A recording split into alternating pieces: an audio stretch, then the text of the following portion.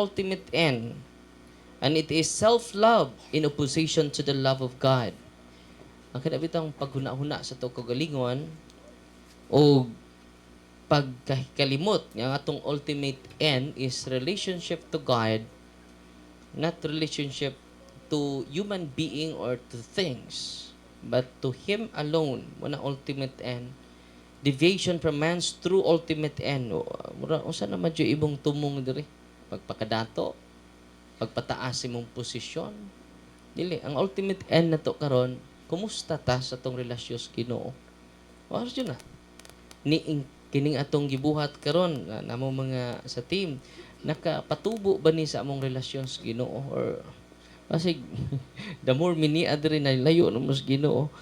Muna nga munang kanunay tamag examination of conscience. Sin is therefore the only thing that can separate us from God and the life of heaven. Mora jud ay butanga nganong mahilayo tas Ginoo. Akong sala, akong dakong sala. All other things and circumstances in the world, even the most painful and difficult, can be used with God's grace to draw one closer to God and to the merit of heaven. Karong gabi kung doon na po ko'y time, kuman sa akong rasa mo ron, ako i-share ninyo ang katong conversion sa usa ka satanista. Kaso kini ni Father Jose Siquia, Francisco Jose Siquia. So ako lang i-share sa parang focus lang ko sa gospel kay pinutlanay man ni ron, no.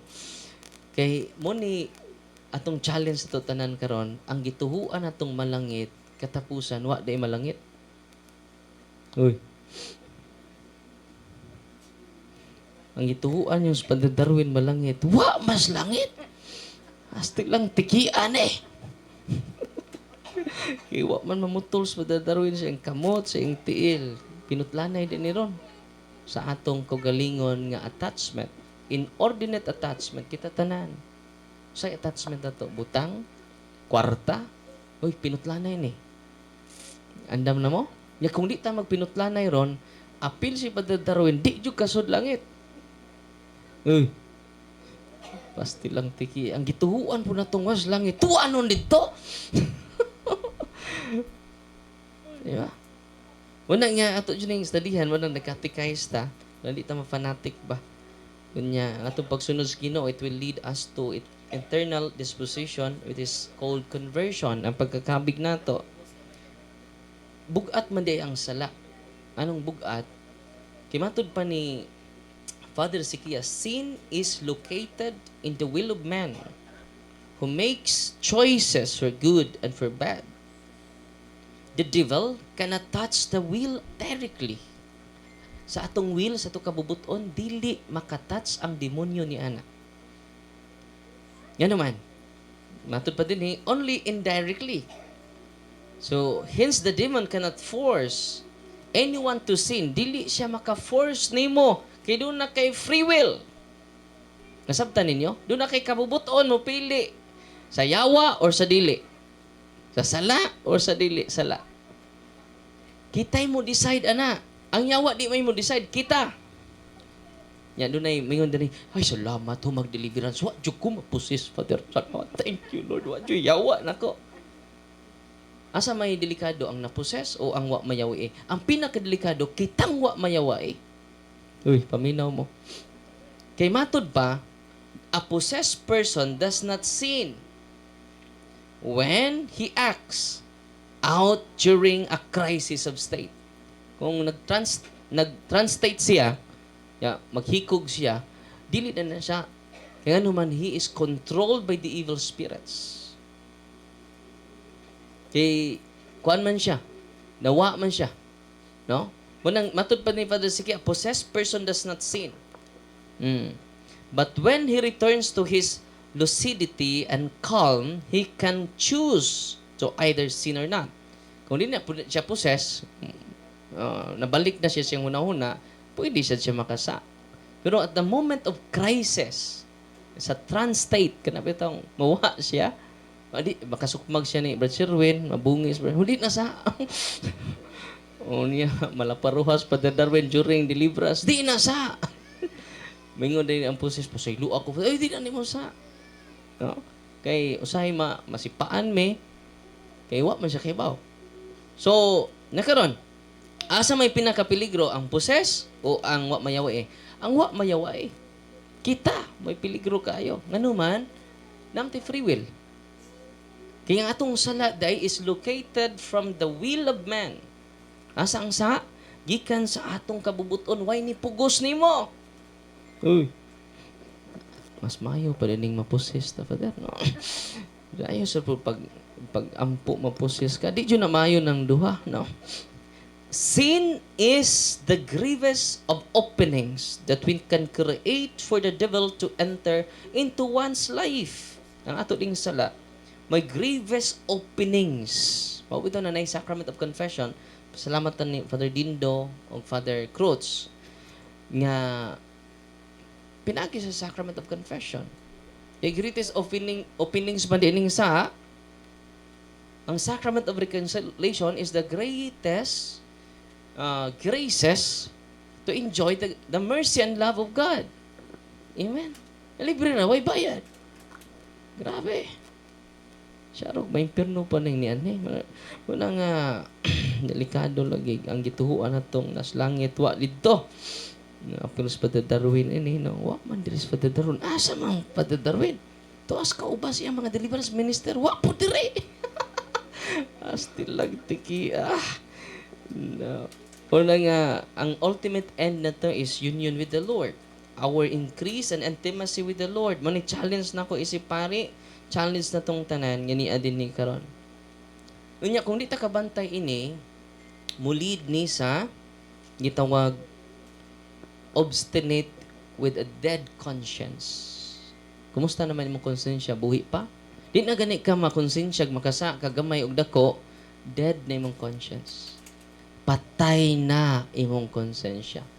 Bisan pag kadadlaw ka simba, unya naga pong kay kabit, impirno honon. Ewa ko mingog ba impirno ha? Impirno honon. Otro po ng pariya na, impirno honon. Basta di ta magpinutlan na ron. Naandam na mong putol sa. Di man kakaputol ana, natural goodness nimo dili enough. When we need the sacrament of Jesus, manang atong highlight din ni catechism to appreciate the sacrament, kay kitang tanan ng ginahanglan sa sakramento. Manang usay gisultis Ginoo, kung makasa imong mata, lugita, mas maayo pang makasulod kasing harian sa langit nga usaray mata, bus pasabot, i-purify nato. Lugito nato ang mga dautan natong tinanawan, dautan natong tinutukan. Ug putlo nato ang sala nato sa itong mga kamot kung sa atong mga tiil. So muna nga, atong pangayuos Ginoo ron magpinutlanay na taron, lumba tag pinutlanay. Dili literal ba sig abot mo diri sumbong ko yung bishop. Father na bishop na naputol na akong kamot. Ingon mas padadawon magpinutlanay na mi, no. Di na literal abot pasabot atong paningkamutan nga every time mo kumpisal ta atong hinay-hinayon pagputol ang influence sa sala nga ni anato. Matod pa Father Sikia sa iyang libro, The Exorcism, ningon siya, ako lang panayon nun kuan, ningon siya diri, sin is the grievous of openings that we can create for the devil to enter into one's life. Especially mortal sin, since it destroys sanctifying grace in the soul. Kabatay ka, mo destroy na ganun sanctifying grace, di nakaganahan mo simba. Oy, kung mo simba man gani, ang Ginoo man na kanimo, naasad nimo. O kakayo, no, sirag panghuyab. Man ni mahuman ning wali. Kanung sa man ni mahuman ning katikisem. Nya gusto ko healing dayon. Kanunay nagdali. Uy. Munay sign of destruction of the sanctifying grace. A person not in a state of grace becomes a source of attraction for unclean spirits. Kita di ay nga way kumpisal-kumpisal, nya way tinuod nga contrition, attraction more and more demons that they then aggravate even more this evil situation. If the quantity and quality of the sins continue to increase, the house sooner or later becomes haunted house. Mo din ay haunted house. Kaya mga tao dito daghan na kaig mga sa nga gitawag mortal sins. Ang mama may kumpisal nagpa-abort. Ustrupong mga apo nagpa-abort. So ano naman ni nga nang lihok naman ning mga object diri father. No. Because of that spiritual reality. No. Nakaron unsaon man nato? Ingon si Kristo, putla ang inyong kamot. Uy. Hindi na mo? Putla ang atong tiil. Putla, lugita. But pasabot, say pasabot ana din na literal ha. Pasabot ana nya aning kamot ta nya moduol ta sa sacrament of confession. Nya mo increase ato gugma not for the sake of confessing our sin but it is all about contrition, tinud-anay nga pagbasol ug paghinursol. May dako kang milagro. Mao nay pinakadako nga milagro kanang pagkaayo ninyo di na. Milagro gapon na pero di na dako nga milagro. Unsa man na human nimo kumpisal tuwa ga ka sa imong kabit. Nakakapit. Tuwa ka sa imong sugar daddy. Tuwa ka sa imong sugar mommy. Nabay sugar lolo? Oh, nay mga nanggiipon. Oh, unya tungod lagi sa atong mga social climber ta ba? Muna nga ang temptation nato daghan. Munang kinahanglan ta di jud ta kasud sa langit kundi nato ni putlon. Muna nga kita tanan unsay attachment nato, unsay attachment nako, muna nga i-challenge tas Ginoo tanon kay daghan ang matabangan nato kun ato ning buhaton. Ma-pure atong mind, ma-pure atong sense of sight, ma-pure ang atong hearing, ma-pure atong taste, ma-pure ang atong touch. Wow. What a wonderful life we have. What a peaceful life we have. Kung musud na ang contamination, ang muna. Munang gipasidak-an na to ang sacrament of confession diri. Munang bless kaayo ang tao nga diduol sa sacrament of confession. Kita tanan ng inahanglan. Munang ang sacrament of reconciliation, kung ay regular confession, munay mo makagrow na to, makaligo na to sa kinabuhi sa grasya. Only Jesus can help us. Ayaw pagsalig sa imong kaayo, ay pagsalig sa imong tawhanong kaayo, kay limited rata. We need the sacrament. All of us needed the sacrament. Si Pope Francis, nag-touch ko kay lihod siya dito sa tabernacle sa confessional box, no? O niya nangumpisal. Di lang si Pope Francis, kitang tanan niya din ni karon needed the sacrament of reconciliation. Na kung ma-reconcile na ta sa Ginoo, di na ta mahimulag niya, we will enjoy an expected blessing, a peaceful life, a joyful life, not superficial joy, not sensual joy, but inner joy. Muna itong pangayoon karon Lord. Karon nga Domingo ha, tultuli ko. Nga ako nang maputol ang mga attachment nako sa mga favorite scenes nako. Nga ako rin nahibaw. Muna itong pangayoos Ginoo. Kay delikado ang gituhuan nato nga nas langit, wa non didto. Uy. Kada adlaw ra ba to mo simba? No. Yang kada adlaw ra ba to magrosaryo, magnobina, no. Wa manon didto. Challenge kini natong tanan. Apil may mga pari ini. No. It is our challenge and it is the calling of Jesus for all of us. Amen? Yang exactly one, mag-blessing ta sa inyong religious items and then magsugod ko for solemn exorcism. Ito na may gipang-recommend sa mga case officers nato for solemn exorcism. Unya, Nya mugawas ko mga 3:34 anointing of the senses and anointing of the sick. I hope na minaw mo sa atong katekism ganina. Kaya ang healing, liberation, and conversion mag-start yun sa katekism. Mo nang very essential na mo ang katekism. Kung nagdali ka, ayaw lag-ari. Uy, kung kanunay ka nagdali, ayaw lang jud ari. Kay ang Ginoo wa magkinahanglan sa mga tao nga di mamati. Kinahanglan, listening is one of the essential component that you are the disciple of Jesus. Listening. Dili hearing, but listening. Dili paminaw, kung dili mamati. Manamingon siya, ang namati ka nako, akong mga karnero. Nya karon kung di minaw ra ta, dili na ka karnero, kanding na ka. No? Unsa man imong tapad, kanding karnero, no? So exactly 1 p.m. mag-break lang ta for lunch time. Nya mga 1 p.m. mag-bless ta sa inyong mga sacramentals nya human ana mag-start na ko for solemn exorcism. Nya ilang mo pag-desire nga ako jud makahandle ninyo kay meaning ana gi-haras ta.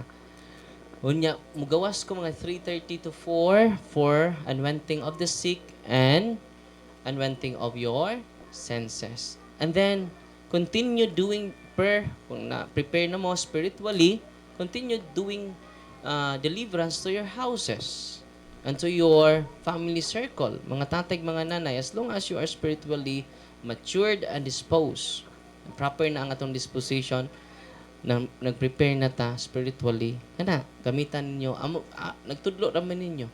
And I hope you are dependent on God, not dependent on us. Asa mo dependent on God? Why? God is present everywhere. Father Darwin is not present everywhere. He is not present everywhere. Kung na ako diri, wa ko dito. Kung na ako dito, wa ko diri. Wala nga among gi-catechize mo aron mo increase in your faith to the Lord, not increasing your faith to us. E kung na-increase yung faith diri namo, nahimo naming Diyos. Uy. You are just a mere servant of the Lord. You are just an instrument of the Lord. Amen? Yung pasensya na mo sa lugar na to kay nag-abang na to diri. O nya sunod adlaw manang sipam tag-ampos Ginoo nga madayon na. Sunod adlaw, October 7, nami audience with the bishop para ma-present nato ang location, mablesan po ni bishop ang location para wa na makapugong ni ana. Karong umaabot ni mga adlaw mo lang i-announce pohon sa dapit para or i-announce lang ng official kung sa mga important details para sa atong kalambuan sa ministry ni Kristo. Amen? Nalipay ba mo rong adlaw? Yeah, I hope you will continue listening and reading the teachings of the church because by doing it, we will be enlightened, we will be guided properly to the official teachings of the church. Not by mere philosophers, not by mere theological opinion, but it is by real and essential teachings of the church. The essence of the teachings of Christ. Amen? Palihog banindog, pukawan ninyo ang natog. Ato rong ipadayag ang atong pagtuo